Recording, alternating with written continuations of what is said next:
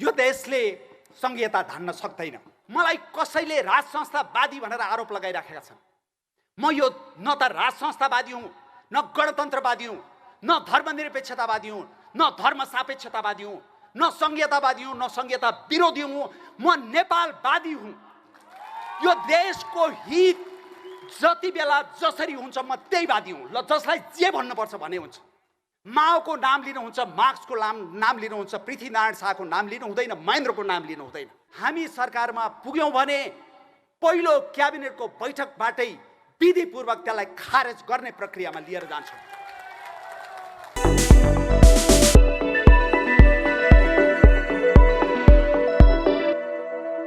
मान्नुहोस् या नमान्नुहोस्, विवेकशील साझा पार्टीले यो देशको नेतृत्व गर्छ र हामीलाई के थाहा थियो भने विवेकशील साझा पार्टी गत 4 वर्षमा जुन स्तरमा थियो, जुन साइजमा थियो, त्यो साइज मात्रै पर्याप्त थिएन। किनभने पुराना पार्टीहरूले यो देशलाई, यो समाजलाई जसरी जकडाएर राखेका छन्, जसरी गाउँको सामान्य उपभोक्ता समितिदेखि सर्वोच्च अदालतसम्म राजनीतिकरण गरेका छन्, त्यो ठाउँको त्यो सिक्री तोड्न सजिलो छैन। त्यो सिक्री तोड्ने प्रयासमा गत 4 वर्षमा हामीले धेरै उतार चढाव पार गर्यौँ। हामीले 3वटा चुनाव लड्यौँ। हाम्रो बागमती प्रदेशमा 3 जना सभासद हुनुहुन्छ। हामीले गएको चुनावमा 5औं ठुलो पार्टी बन्यौँ हामी। तर त्यो देश रूपान्तरण गर्न पर्याप्त छैन भन्ने हामीलाई बोध थियो। त्यसै कारणले हामीले यो पार्टीलाई ठुलो बनाउनु पर्छ। विभिन्न समान समूह सोच राख्ने, समान विचार राख्ने शक्तिहरू एक ठाउँमा आउनुपर्छ र बृहत हस्तक्षेपकारी रूपान्तरणकारी शक्ति निर्माण गर्नुपर्छ भन्ने ध्येय राखेका थियौँ र त्यही ध्येय अनुरूप आज केही अघि हाम्रो रोशनीजीले, कार्यक्रम प्रस्तुताजीले भनिसक्नुभयो, गएको 1.5 वर्षदेखि राजनीतिक शक्ति निर्माणको लागि विभिन्न बहसहरू चलाउँदै आएको सिटिजन्स डिस्कसन फोरम, त्यसै गरी राजनीतिक गतिविधि नै गर्दै आएको राष्ट्रिय जनता दरबार पार्टी, यो 2वटासँग हामीले एकीकरण गर्ने र बृहत शक्ति निर्माणको अभियानको पहिलो कदम चाल्ने भनेर निर्णय गर्यौँ र त्यही निर्णय अन्तर्गत आज हामी यहाँ जम्मा भएका छौँ।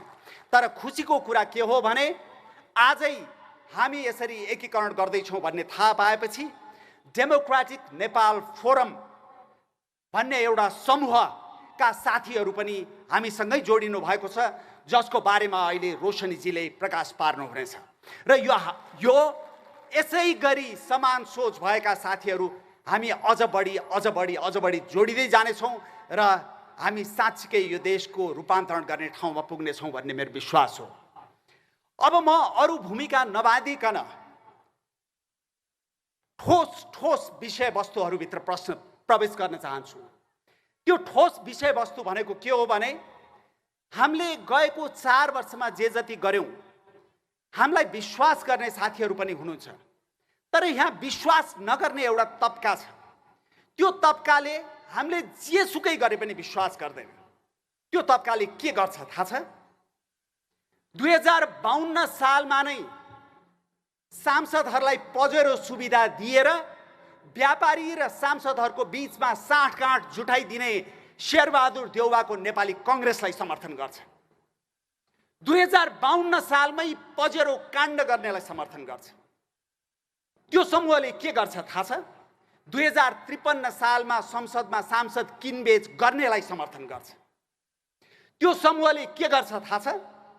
त्यो समूहले यो देशमा लाउडा काण्ड, धमिजा काण्ड, यो देशमा यति काण्ड, यो देशमा बालवाटार काण्ड, यो देशमा वाइट बडी काण्ड, यो देशमा शिविरका लडाकुहरूबाट लाई दिएको पैसा आफै राख्ने घुसखोरीहरूको घुसखोर काण्ड गर्नेहरूलाई समर्थन गर्छ। र त्यो समूहले जहिले पनि हामीलाई के प्रश्न गर्छ भने तिमीहरूसँग विचार छैन, तिमीहरूसँग एजेन्डा छैन। आज म विचार र एजेन्डाको बारेमा प्रश्न पार्न चाहन्छु र त्यो जसले टिप्पणी गर्नुहुन्छ विचार छैन, एजेन्डा छैन भनेर उहाँहरू कान खोलेर सुन्नुहोला। हामीले कल्याणकारी लोकतन्त्र भन्यौँ हाम्रो विचारलाई। उहाँहरूले त्यो विचारै होइन भन्नुभयो, किनभने उहाँहरूले मार्क्स र माओले ओढाइदिनु भएको छाता ओढ्नु भएको छ। उहाँहरूले साम्यवाद र समाजवादलाई मात्रै विचार भन्टान्नुहुन्छ। उहाँहरूले कल्याणकारी लोकतन्त्र विचार होइन भन्नुहुन्छ। कल्याणकारी लोकतन्त्र भनेको के हो त्यो उहाँहरूले बुझ्नुहुन्न। समाजवादको नाममा उहाँहरूले दलीय एकदम दलाल पुँजीवाद बुझ्नुहुन्छ। समाजवादको नाममा मुगु र सप्तरीको गाउँमा खान नपाएर बसेका जनताहरू, पानी पिउन नपाएर बसेका जनताहरू, दाल र भात खाने पैसा नभएर दाल किन्न नसकेर पानी र भात मुछेर खाने जनताहरूको नाममा समाजवादको नारा दिएर त्यो समाजवाद सबै आफ्नो घरमा कोठामा आफ्नो परिवारका सदस्यमा सीमित राख्नुहुन्छ। र उहाँहरूले हामीलाई भन्नुहुन्छ तपाईहरुले केही बुझेकै छैन राजनीति। तपाईहरुले राजनीति बुझेको हुनाले यो देश यसरी बिग्रियो। त्यसै हुनाले हामी जस्ता नबुझ्नेहरू राजनीतिमा आउनु पर्यो। तपाईहरु राजनीति बुझेर इमानदारीपूर्वक राजनीति गर्नुहोस्, हामी आउनु पर्दैन। तपाईहरुले बुझेको, तपाईहरुले गरेको राजनीतिले यो सुन्दर देशको हाल यस्तो भएको। हामीले भन्यौ कल्याणकारी लोकतन्त्र अन्तर्गत हामी निशुल्क र गुणस्तरीय शिक्षा र स्वास्थ्य जनताको, सम्पूर्ण जनताको आधारभूत मानवाधिकार हो भनेर भन्छौं भन्यो। उहाँहरू भन्नुहुन्छ होइन, शिक्षा र स्वास्थ्यमा व्यापार गरेर समाजवाद स्थापना गर्नुपर्छ भन्नुहुन्छ। उहाँहरू बुझ्दिनु होला, तपाईहरु शिक्षा र स्वास्थ्यमा व्यापार गरेर उहाँहरूले गरेको जस्तो अनियमित ढंगबाट व्यापार गरेर समाजवाद स्थापना हुन सक्दैन। हामीले शिक्षा र स्वास्थ्यको तपाईको निशुल्क र गुणस्तरीय हुनुपर्छ भनेर भन्दा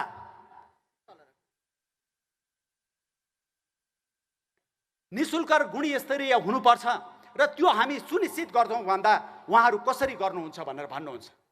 हामीले भन्यौं डाँडा डाँडामा नेताले पैसा लगेर जसरी डाँडा काटिराख्नु भएको छ, जसरी संघीयताको नाममा सिंहदरबारको भ्रष्टाचार गाउँ पुर्याइराख्नु भएको छ, जसरी सेनामा, प्रहरीमा, कर्मचारी तन्त्रमा भ्रष्टाचार गर्नुभएको छ, कमिसन खोरको काम गर्नुभएको छ, ती सबैलाई हामी नियन्त्रित गर्छौं र त्यसबाट बचेको पैसा हामी सम्पूर्ण जनताको लागि निशुल्क र गुणस्तरीय शिक्षा र स्वास्थ्यमा लगाउँछौं भन्दा उहाँहरू पत्याउनुहुन्न।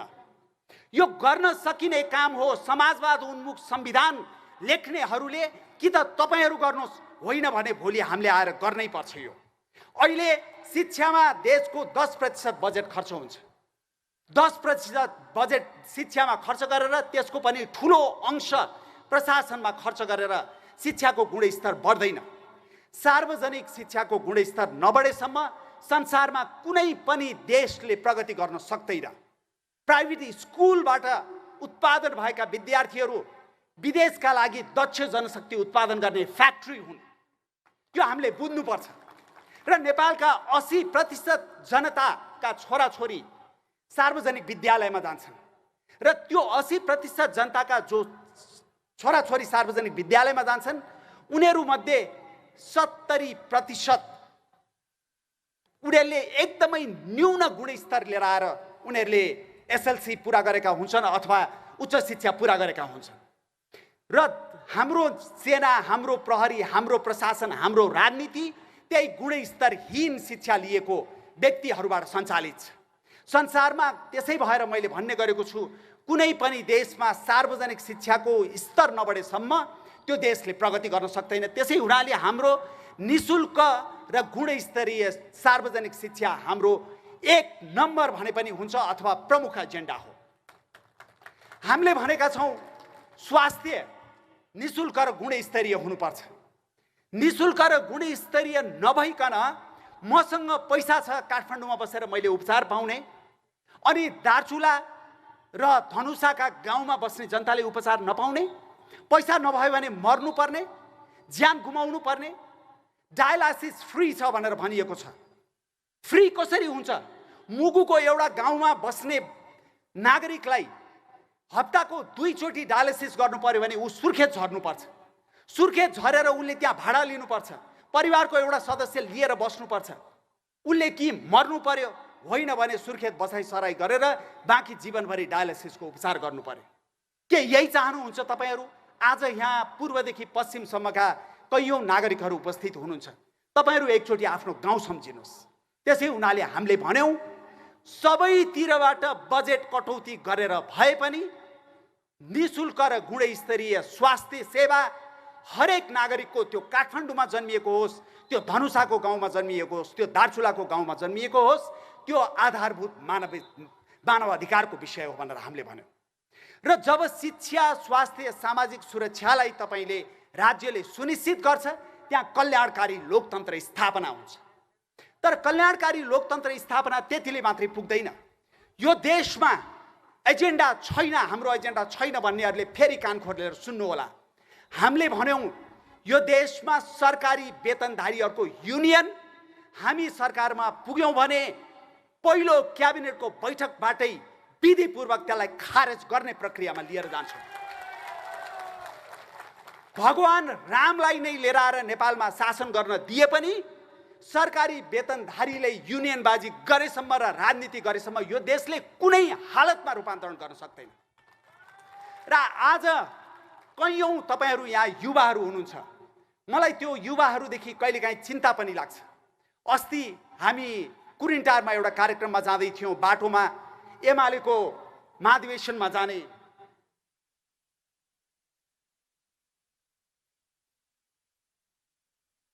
जाने युवाहरू भेट भयो। उहाँहरूसँग कुरा गर्दै थिएँ। एकजना युवाले भन्नुभयो हाम्रो सांसदले त हाम्रो जिल्लामा 40 करोड रुपियाँ ल्याउनु भएको छ। मैले उहाँलाई भने तपाईँ खुसी हुनुभयो? उहाँले भन्नुभयो मेरो जिल्लामा पैसा आएपछि म खुसी भएँ। समस्या त्यही छ। सांसदलाई बजेट बाँधेर ठेकदार बनाउने कि नीति निर्माता बनाउने उहाँहरूलाई थाहा छैन।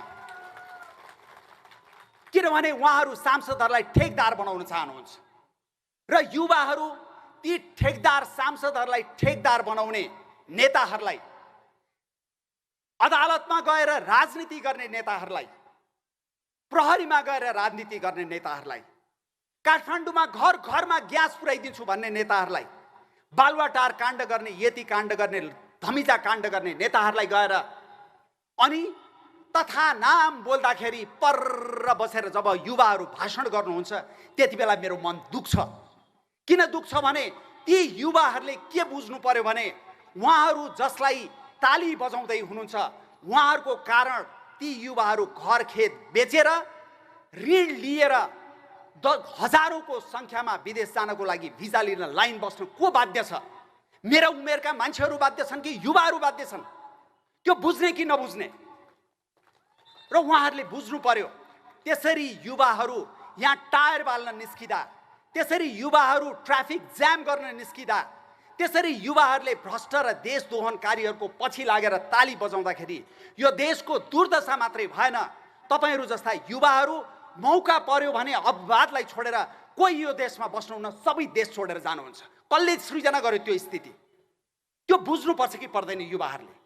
हो, त्यस्ता नेताहरूलाई हामीले भन्ने गरेका छौँ। हामीले सरकारी वेतनधारीहरूको युनियन क्याबिनेटको पहिलो बैठकबाट हामी खारेज गर्छौँ भनेर भन्ने गरेका छौँ।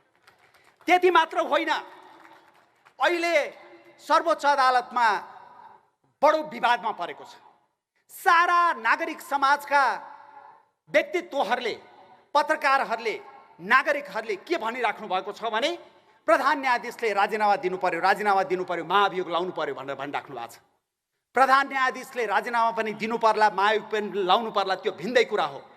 तर त्यो प्रधान न्यायाधीश उत्पादन कुन मसिनले गरिराखेको छ तपाईहरूले बुझ्ने कि नबुझ्ने? अनि प्रधान न्यायाधीश एउटा हटाउनुहोस् अनि अर्को निस्किन्छ, अख्तियारमा एकजना हटाउनुहोस् अर्को निस्किन्छ, प्रधानमन्त्री एकजना काम लाग्दैन अर्को लिएर आउनुहोस् फेरि अर्को निस्किन्छ। यसै गरी तपाईहरूको जिन्दगी जाँदैछ, हाम्रो जिन्दगी त गयो गयो। त्यसै कारणले तपाईहरूले के बुझ्नु पर्यो भने सरकारी वेतनधारीको मात्रै होइन, अदालतमा राजनीति घुसाउने, व्यापार व्यवसायमा राजनीति घुसाउने, विश्वविद्यालयमा राजनीति घुसाउने, शिक्षकहरूको स्कुलमा राजनीति घुसाउने, डाक्टरहरूमा राजनीति घुसाउने, इन्जिनियरमा राजनीति घुसाउने, वकिलहरूमा राजनीति घुसाउने, पेशागत दलीय संगठन खारेज गर्नु पर्यो। पेशागत दलीय संगठन खारेज नगर्ने हो भने हेरिराख्नुहोस्, अहिले कतिपय युवाहरू दुईटै ठुला पार्टीमा युवाहरू आएपछि देश बदलिन्छ, युवा नेतृत्व आएपछि देश बदलिन्छ भनेर भन्दै हुनुहुन्छ।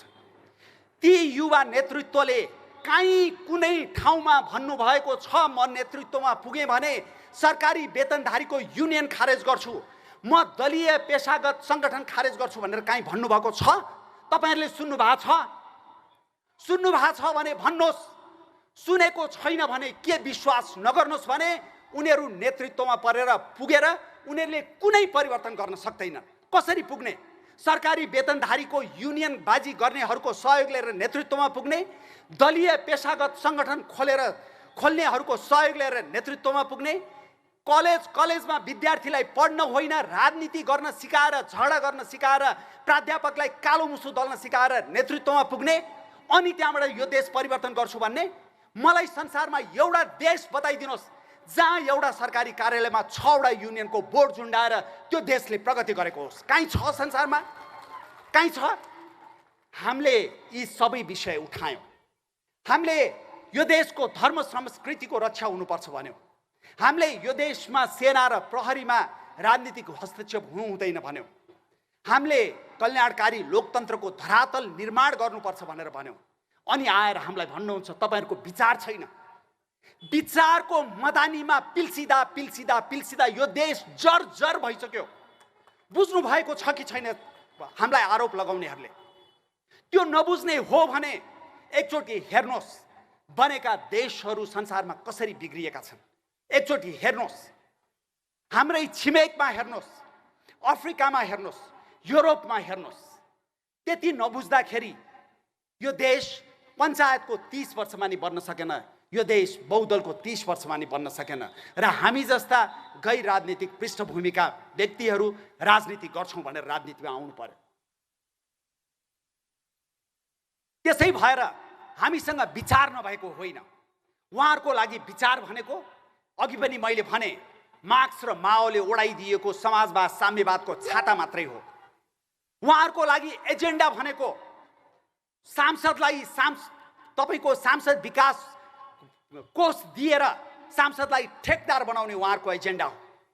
उहाँहरूको एजेन्डा भनेको बिचौलियाहरूसँग साँठगाँठ गरेर दिनै नसकिने अस्पताल चलाउन दिने, दिनै नसकिने स्कुल चलाउन दिने, दिनै नसकिने व्यापार चलाउन दिने, दिनै नसकिने अन्य जग्गाको कारोबार गर्न दिने, सहरहरू अव्यवस्थित बनाउने र सहरहरूलाई सम्पूर्ण तपाईको एकदमै अव्यवस्थित बनाएर कङ्क्रिटको जङ्गल बनाइदिने, यो सम्पूर्ण उहाँहरूको एजेन्डा हो। ती एजेन्डा चाहिँ उहाँहरूको लागि राजनीति हो। हामीले भनेको एजेन्डा चाहिँ उहाँहरूको लागि राजनीति होइन।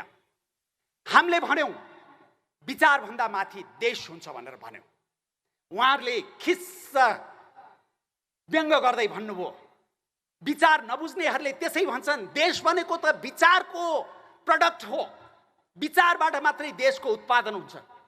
त्यति नबुझ्ने हामी छैनौं।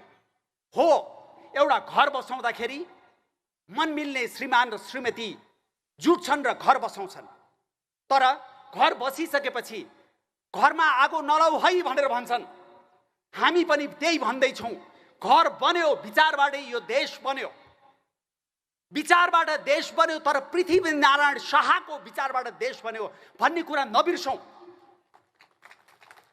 पृथ्वीनारायण शाहलाई माला लाउन नचाहेर मार्क्स र माओलाई माला लाउन जानेहरूले यो देश बनाउन सक्दैनन्। यो बुझौँ। यो देशमा माओको नाम लिन हुने, यो देशमा माओको गुणगान गाउन हुने, यो देशमा महेन्द्रको गुणगान गाउन नहुने? किन नहुने? म यहाँ उभिएर भन्छु, मलाई कसैले राज संस्थावादी भनेर आरोप लगाइराखेका छन्। म यो न त राज संस्थावादी हुँ, न गणतन्त्रवादी हुँ, न धर्मनिरपेक्षतावादी हुँ, न धर्म सापेक्षतावादी हुँ, न संघीयतावादी हुँ, न संघीयता विरोधी हुँ। म नेपालवादी हुँ। यो देशको हित जति बेला जसरी हुन्छ म त्यही वादी हुँ। ल, जसलाई जे भन्नुपर्छ भने हुन्छ। यहाँ बसेर विचारको मन्थन गर्दा, यहाँ बसेर मैले पत्रिकामा लेख लेख्दै गर्दा तपाईहरुलाई थाहा छ, देहातमा एक्लो रुखमा छोराछोरीलाई खुवाउन नसकेर, छोराछोरीलाई बिख खुवाएर झुन्डाएर आफू पनि झुन्डिएर मरेका बाबुआमाको बारेमा तपाईहरुले पढ्नु भएको छ। अस्ति भर्खर विराटनगरमा 21,000 रुपैयाँको बिल तिर्न नसकेर 3 तला माथिबाट हाम फालेर मरेको नागरिकको बारेमा पढ्नु भएको छ। अनि तपाई भन्नुहुन्छ देशभन्दा विचारमाथि, होइन, विचारभन्दा देशमाथि। संसारको हरेक देशमा अमेरिकनहरूले अमेरिका फर्स्ट भन्नु हुने, अमेरिका पहिलो भन्नु हुने, बेलायतीहरूले ब्रिटेन फर्स्ट भन्नु हुने, इन्डियनहरूले इन्डियन फर्स्ट भन्नु हुने, चाइनिजहरूले चाइना फर्स्ट भन्नु हुने, म नेपाली भएर नेपाल फर्स्ट भन्न नहुने। त्यसै हुनाले मेरो लागि विचारभन्दा माथि देश हो, किनभने विचार परिवर्तनशील हुन्छ। तपाईहरु परिवर्तनशील हुँदैन भन्नुहुन्छ भने सम्झिनुहोस् नेपाली कांग्रेसको इतिहास। बीपी को विचार जीपीमा आएर टुटे कि टुटेन, र जुन दिन बीपी को विचार जीपीमा आएर टुट्यो त्यो दिनदेखि यो देशले, यो समाजले सन्तुलन गुमायो। यो देशलाई विकृत वामवादीहरूले, विषाक्त वामवादीहरूले आफ्नो कब्जामा लिए। यो बुझेको छ कसैले? त्यसैगरी अहिलेको सबैभन्दा ठूलो नेता, गणतन्त्रवादी नेता प्रचण्ड भनेर धेरै ठाउँमा लेखेको बोलेको सुनिन्छ। एकचोटि प्रचण्डको सहकर्मी हिसेला यमीको किताब पढ्नुहोस्, त्यहाँ के लेखिएको छ। सत्ता हत्याउनको लागि प्रचण्डले पूर्व राजा ज्ञानेन्द्रसँग साँठगाँठ गर्न प्रयास गरेका थिए कि थिएनन्, त्यो पढ्नुहोस् एकचोटि। अनि त्यही व्यक्ति चाहिँ सबभन्दा ठूलो गणतन्त्रवादी, अनि जसले माओको माला लगाएर महेन्द्रलाई शराब छ, त्यो व्यक्ति चाहिँ सबभन्दा ठूलो राष्ट्रवादी। कसरी हुन्छ यो? यो हुन सक्दैन। त्यसै कारणले यहाँ हेर्नुहोस्, तपाईहरुमध्ये कतिपय विभिन्न विचारधाराका साथीहरू हुनुहुन्छ होला, त्यसमा केही पनि समस्या छैन। लोकतन्त्रमा, बहुलवादमा हामीले विश्वास गर्नुपर्छ, एकले अर्कोको विचारलाई सम्मान गर्नुपर्छ। तर यो समाजमा विकृत वामवादीहरूले जसरी विषाक्त विचारहरू एक मुखे बनाएर छरिदिएका छन्, यहाँ मैले अघि भनेको जस्तो माओको नाम लिनुहुन्छ, मार्क्सको नाम लिनुहुन्छ, पृथ्वीनारायण शाहको नाम लिनु हुँदैन, महेन्द्रको नाम लिनु हुँदैन। कमजोरी सबैका होलान्। यो तरिकाले समाज बन्न सक्दैन। मैले भन्ने गरेको छु, जुन समाजले सन्तुलित रूपमा इतिहासको अध्ययन गरेको हुँदैन, वस्तुपरक रूपमा इतिहासको अध्ययन गरेको हुँदैन, त्यो समाज सन्तुलित हुन सक्दैन। त्यसै कारणले हामीले भन्यो विचारभन्दा माथि देश। किनभने जब घर सङ्कटमा पर्छ हामी के भन्छौँ? घर नभाड है, घर नबिगार है भन्छौँ। अहिले यो घर, यो देश सङ्कटमा छ। यो सङ्कट कतिपयले अनुभूतै गरेका छैनन्। कसरी सङ्कटमा छ त्यो मैले विचारभन्दा माथि देश दस्तावेजमा अलिकति व्याख्या गर्ने प्रयास गरेको छु। यो देशमा धर्मनिरपेक्षता लिएर आइयो। धर्म सापेक्षता र निरपेक्षताको कुरा होइन, धर्मको राजनीति गर्न खोज्यो भनेर यहाँ आरोप लगाउँछन्। हिन्दू राष्ट्र भन्नु र धर्मको राजनीति भन्नु बीचको अन्तर नबुझ्नेहरूले धर्मको राजनीति गरेको भनेर दोष लगाउँछन्। धर्मको राजनीति भनेको साउदी अरेबियामा हुन्छ, धर्मको राजनीति भनेको कतारमा हुन्छ, धर्मको राजनीति भनेको अफगानिस्तानमा हुन्छ, जहाँ धर्मका ग्रन्थहरूको मूल्य मान्यताले राज्य सञ्चालनका मूल्य मान्यतालाई निर्देशित गर्छ। त्यो चाहिँ धर्मको राजनीति हो। तर नेपालमा हिन्दू राष्ट्र हुँदाखेरि कुन चाहिँ धर्मग्रन्थको मूल्य मान्यताले नेपालको राज्य सञ्चालनलाई निर्देशित गरेको थियो? कुनै मूल्य मान्यताले निर्देशित गरेको थियो? र हिजो धर्मनिरपेक्षता के मधेस आन्दोलनको एजेन्डा थियो? हिजो धर्मनिरपेक्षता के यो यहाँको सम्पूर्ण जनआन्दोलनको एजेन्डा थियो कि 12 बुँदेको एजेन्डा थियो? त्यसमा सन् 2014 डिसेम्बर 10 तारिक मानवाधिकारको दिन त्यति बेलाका ब्रिटिश राजदूत एन्ड्रु स्पार्क्सले नेपालको एउटा प्रमुख पत्रिकामा खुला पत्र लेखेर नेपाललाई धर्मनिरपेक्ष बनाएर धर्मान्तरणको अधिकार दिन भनेर पत्र लेखे। अमेरिकी राजदूतले कसरी ठाउँ ठाउँमा त्यो एजेन्डा लिएर आउँथे भन्ने कुरा हालसालै एकजना विदेशी भूतपूर्व राजदूतले आफ्नो पुस्तकमा लेखेका छन्। त्यति बेला नेपाल एउटा शान्त समाजमा धर्मको विषय उठाएर धर्मलाई गिजोल्दा धर्मको राजनीति गर्यो भनेर कसैले लेख्नु भएन। अहिले हामीले जनतालाई भन्न दिउँ, जनताको मन दुखेको छ, जनतालाई निर्णय गर्न दिउँ। जनमत सङ्ग्रह भनेको लोकतन्त्रको सबैभन्दा उन्नत र उच्चतम अभिव्यक्ति हो भन्दा हामीलाई धर्मको राजनीति गर्यो भन्ने? अनि त्यो जनमत सङ्ग्रहको प्रावधान संविधानमा राख्या चाहिँ किन त? उसैमा जनमत सङ्ग्रह नगर्ने भनेको भइहाल्थ्यो। जनताको भावना लोकतन्त्रमा सबैभन्दा प्रधान हुन्छ। त्यसै हुनाले भन्यौँ हामीले जनताको मन दुखेको छ, किनभने तपाईँ गाउँ गाउँ जानुहोस्, मान्छेहरूले यो विषय उठाउन थालेका छन्। र जब धर्मको विषयले बहुमतमा रहेको धर्मको विषयले एकदमै उग्र रूप लिन थाल्छ, त्यसले अफगानिस्तानको रूप लिन सक्छ। अफगानिस्तानमा आजभन्दा 50-60 वर्ष अगाडि महिलाहरू काबुल विश्वविद्यालयमा स्कर्ट लगाएर विश्वविद्यालय जान्थे, महिलाहरू गीत गाउँथे, मोडलिङ गर्थे। तर त्यहाँ पनि अग्रगमन घुस्यो। अग्रगमन घुसेपछि त्यहाँ अमेरिकन घुस्यो, त्यहाँ पाकिस्तानी घुस्यो, त्यहाँ रसियन घुस्यो र त्यो खुला समाज आज उग्र भएर गयो र बुर्का लगाएर हिँड्ने समाजमा रूपान्तरण भएको छ। भारतमा 1949 पछिको पहिलो निर्वाचनमा अहिलेको आरएसएसको त्यो जरा सङ्गठन जनसङ्घले जम्मा 3वटा मात्रै सिट लिएर आएको थियो। तर त्यहाँ घचाड्दै लगियो र आज भारत मिलिटेन्ट हिन्दुइजम भएको अथवा उग्र हिन्दू राष्ट्रवादी समाजमा रूपान्तरण हुन लाग्यो भनेर धेरैलाई डर लागिराखेको छ। जब तपाईँले घचाड्नुहुन्छ समाजले पचाउन नसक्ने गरेर घचाड्नुहुन्छ, त्यहाँ कन्फ्लिक्ट सृजना हुन्छ। त्यो धेरै ठाउँमा देखिएको छ, त्यो अफ्रिकन देशहरूमा नि देखिएको छ, त्यो एसियाका देशहरूमा नि देखिएको छ। त्यसै हुनाले हामीले भन्यौँ यो देशमा शान्ति स्थिरताको लागि हामीले जनमत सङ्ग्रहमा लानुपर्छ, जनताको मत बुझ्नुपर्छ भन्यो। हामीले संघीयताको बारेमा भन्यौँ। यो नेपाल जस्तो विविधतापूर्ण देश जहाँ यत्रा जात जाति भाषा भाषीहरू छन्, यो देशले संघीयता धान्न सक्दैन।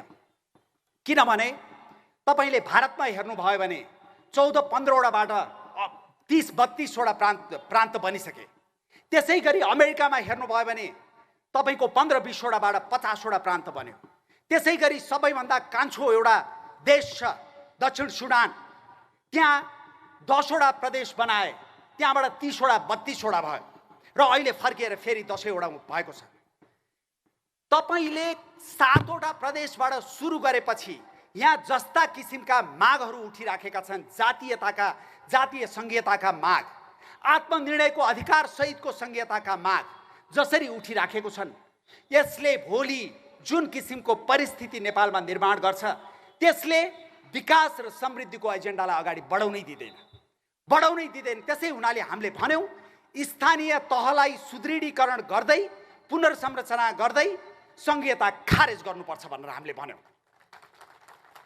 संघीयता खारेज राजनीतिक दृष्टिकोणबाट मात्र होइन, यो देशको आजभन्दा 20 वर्ष 25 वर्षपछिको स्थिति कस्तो हुन्छ भनेर मात्रै होइन, आर्थिक दृष्टिकोणबाट पनि त्यो सम्भव छैन। सङ्घीय बजेटको 24% बजेट संघीयताको लागि जान्छ, त्यसमध्येको 80% झन्डै 80% प्रशासनिक खर्च हुन्छ। तपाईँहरूले विभिन्न रिपोर्ट पढ्नु भएकै होला, संघीयतापछि स्थानीय तह सबभन्दा बढी भ्रष्ट छन् भनेर पढ्नुभयो होला। बीचमा तपाईँको अर्को तह छ, 550 जनाले तलब खान्छन् र अरू धेरै संरचनाहरू छ। त्यो सारा खर्च के को लागि? राजनीतिज्ञहरूको लागि, राजनीतिक भागभण्डा गर्नको लागि? त्यो हुन सक्दैन। त्यसै हुनाले हामीले भन्यौँ संघीयता खारेज हुनुपर्छ। किन भनिराखेको छौँ भने तपाईँले आजभन्दा 15 वर्ष 20 वर्ष पछि यो देशको धार्मिक जनसाङ्ख्यिक बनौट हेर्नुभयो भने त्यो बनौट जसरी परिवर्तन हुन्छ त्यति बेला यो देशले धान्न सक्दैन र यो देश नै रहेन भने नेपाली हामी रहँला कहाँ, नेपालले नरहे भनेको जस्तै हो। नेपाल रहँदैन भनेर नेपालै रहँदैन भन्न खोजेको होइन, तर सधैँ अस्थिर भयो, विखण्डित भयो भने के गर्ने? तर यसको अर्थ हामी कसरी नबुझौँ भने हामीले छिमेकमा भएको देशलाई गाली गरेर, छिमेकी देशहरूलाई गाली गरेर यो देश विकास गर्न सक्छौँ भनेको होइन। हामीले छिमेकीहरूसँग सन्तुलित विदेश नीति अवलम्बन गर्नै पर्छ। त्यो सौम्यतापूर्वक हाम्रो विदेश नीति हामीले ह्यान्डल गर्नै पर्छ। हामीले त्यसरी विदेश नीति ह्यान्डल गरेनौँ भनेदेखि के हुन्छ त भने विदेशी राजदूतले हाम्रा भूतपूर्व मन्त्रीदेखि प्रधानमन्त्रीसम्मलाई प्लास्टिकको चेयरमा वरिपरि राखेर लेक्चर दिन्छन्। त्यो लेक्चर अब नेपालले सहने कि नसहने भन्ने विषय हो। त्यो लेक्चर अब यो देशले पचाउनु हुँदैन भन्ने हाम्रो मान्यता हो। यो देशको स्वाभिमान पुनर्स्थापित गर्नुपर्छ भन्ने हाम्रो मान्यता हो। त्यसै कारणले हामीले भन्यौँ यो देशको संहिता खारेज हुनुपर्छ भनेर भन्यौँ र यी विषयहरूलाई हामीले हाम्रो प्रमुख एजेन्डा बनाएका छौँ। हाम्रा विचारका बारेमा हामीले एक्सप्लेन गर्ने गरेका छौँ। तर हामीलाई खिसीट्युरी गर्नेहरूले, हामीलाई व्यङ्ग गर्नेहरूले तिमीहरूको विचार छैन भन्छन्, तिमीहरूको एजेन्डा छैन भन्छन्। किनभने उहाँहरूको लागि जुन किसिमको देश दोहन गर्ने एउटा मसिनले काम गरिराखेको छ त्यो नै उहाँहरूको लागि एजेन्डा हो, त्यो नै उहाँहरूको लागि विचार हो। अब त्यो यो देशको लागि स्वीकार्य हुन सक्दैन। आदरणीय जनसमुदाय, आदरणीय उपस्थित महानुभावहरू, यहाँहरूलाई म के निवेदन गर्न चाहन्छु भने हामीले जुन प्रतिबद्धता देखाएका छौँ, हामीले यो देश हाम्रै जीवनकालमा रूपान्तरण गर्नुपर्छ भन्ने जुन दृढता लिएर राजनीतिमा आएका छौँ, हामीलाई एकचोटि विश्वास गरिदिनुहोस्। हामीलाई तपाईँहरूले एकचोटि मौका दिनुहोस्। 10औं चोटि भ्रष्टाचार गर्ने, 10औं चोटि राज्य दोहन गर्नेहरूलाई निरन्तर विश्वास गर्ने, हामीलाई क्रिस्चियनिटी फैलाउन आएको एजेन्ट भन्ने, तर होली वाइनमा 25 चोटि नौनेलाई लगेर भोट दिने, अनि त्यहाँबाट तपाईँ यो देश रूपान्तरण होस् भनेर सोच्ने, त्यो हुन सक्दैन। हाम्रो लागि यो देश प्रधान हो। यो देशलाई शिरमा राखेर हामी हिँड्छौँ। यो देशको राष्ट्रिय हित, राष्ट्रिय स्वार्थ हाम्रो लागि सबैभन्दा महत्त्वपूर्ण विषय हो र यो देशको राष्ट्रिय स्वार्थ, राष्ट्रिय हित गर्नको लागि एकदम आकाशै खसाल्नु पर्दैन। यो देशका संरचनाहरू छन्, ती संरचनाहरूलाई आफ्नो ढङ्गबाट काम गर्न दिए पनि पुग्छ। ती संरचनाहरूलाई नगुजेलै पनि पुग्छ। ती संरचनाहरूले राम्रोसँग काम गर्न सके भने यो देश रूपान्तरण हुन्छ। भ्रष्टाचार नियन्त्रण गर्नको लागि हामीसँग अख्तियार दुरुपयोग अनुसन्धान आयोग छ, तर अख्तियार दुरुपयोग अनुसन्धान आयोगमा लगेर तपाईँको आफ्नो सम्वर्धन गर्ने व्यक्तिलाई तपाईँको प्रमुख बनाएपछि यो देशमा भ्रष्टाचार नियन्त्रण कसरी हुन्छ? त्यसलाई 5 जना यो देशमा एकदम इमान्दार र क्षमतावान व्यक्तित्वहरू छैनन् होला, उहाँहरूलाई लगेर काम गर्न दिउँ त? 2 वर्षमा भ्रष्टाचार नियन्त्रण कसरी हुन्छ? र त्यो भ्रष्टाचार नियन्त्रण हुने बित्तिकै यो देशका अन्य निकायहरूले आफै राम्रोसँग काम गर्न थाल्छन्। त्यसै हुनाले गर्ने ठाउँ छ, गर्न नसकिने कुरा होइन, गर्ने ठाउँ छ, तर गर्ने प्रतिबद्धता भएका व्यक्तिहरू छैनन्। र त्यो प्रतिबद्धता भएका व्यक्तिहरू तपाईँहरू जो आज यहाँ जम्मा हुनुभयो, तपाईँहरूलाई आग्रह के हो भने तपाईँहरू जानुहोस्, सबै ठाउँमा भनिदिनुहोस् अबको विकल्प भनेको विवेकशील साझा नै हो भनेर भनिदिनुहोस्। अबको विकल्प भनेको तराजु नै हो भनेर भनिदिनुहोस्। तपाईँहरूले साथ दिनु भएन भने मैले आज बिहान यहाँ कार्यक्रममा आउनुभन्दा अगाडि लेखेँ, अब कहाँ जानु, घरमै बसेर हेरौँ कार्यक्रम लाइभ आएको हेरौँ भनेर तपाईँहरू नआउनु होला, कार्यक्रममा आइदिनुहोस् भनेर लेखौँ। हाम्रा मतदाताहरू कस्तो हुनुहुन्छ भने घरमा बसेर फेसबुकमा हामीलाई सहयोग गर्नुहुन्छ, हामीलाई राम्रो कमेन्ट गर्नुहुन्छ, तर घाम खाएर धुलो खाएर यसरी तपाईँहरू जसरी हतपति उपस्थित भइदिनुहुन्न, त्यो हाम्रो विडम्बना हो। र अब के लाग्छ भने जसरी अरू पार्टीहरूमा सयौँको सङ्ख्यामा, हजारौँको सङ्ख्यामा युवाहरू निस्किन्छन्, त्यसै गरी देशभरि हजारौँको सङ्ख्यामा युवाहरू निस्किनु पर्यो, युवाहरू बोल्नु पर्यो, युवाहरू अगाडि आउनु पर्यो, अनि मात्रै यो देशको रूपान्तरण सम्भव छ, नत्र यो देशको रूपान्तरण सम्भव छैन।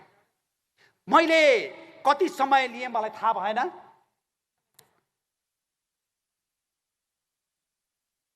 म एकचोटि मैले तपाईँहरूलाई निवेदन गर्छु भनेको केही बुँदा छुट्यो कि म हेर्न चाहन्छु र त्यसपछि म मेरो मन्तव्यलाई यही ठुङ्गाउँछु।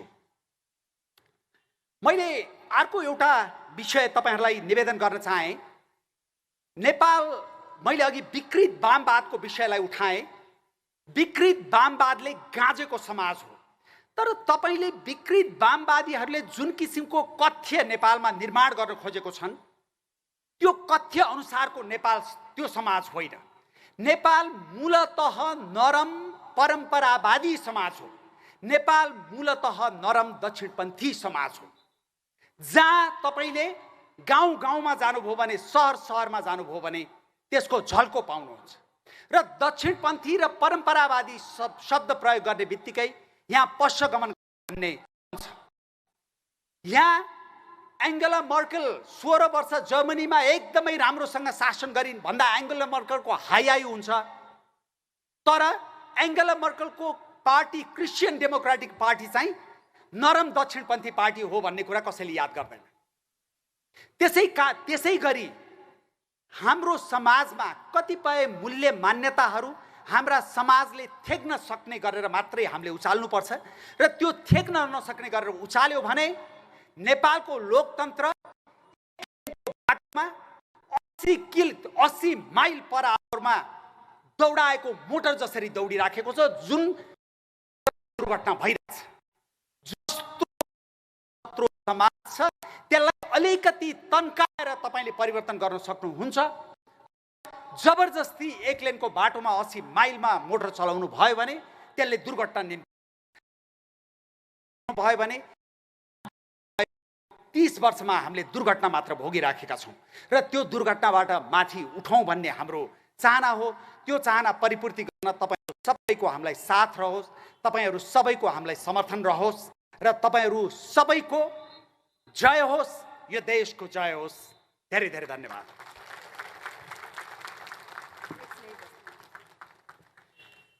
धेरै धेरै धन्यवाद विवेकशील साझा पार्टीका केन्द्रीय अध्यक्ष रविन्द्र मिश्रज्यूलाई।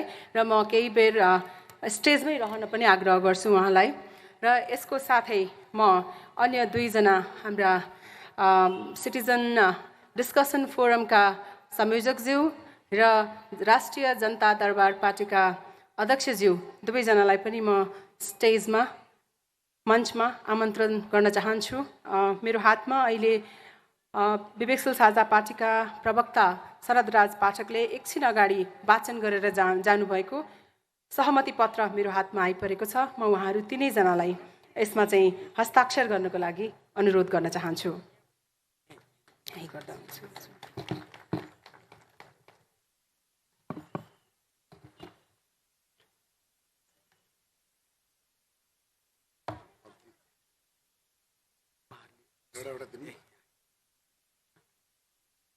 ठाउँ छैन।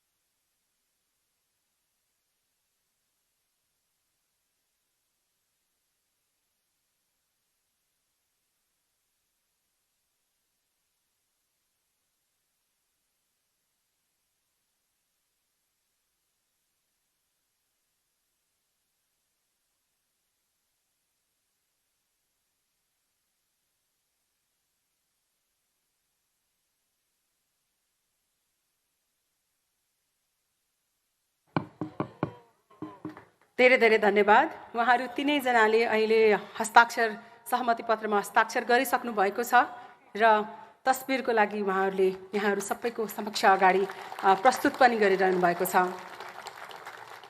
यो ऐतिहासिक घडीमा म सबैजनालाई हार्दिक शुभकामना व्यक्त गर्न चाहन्छु र यो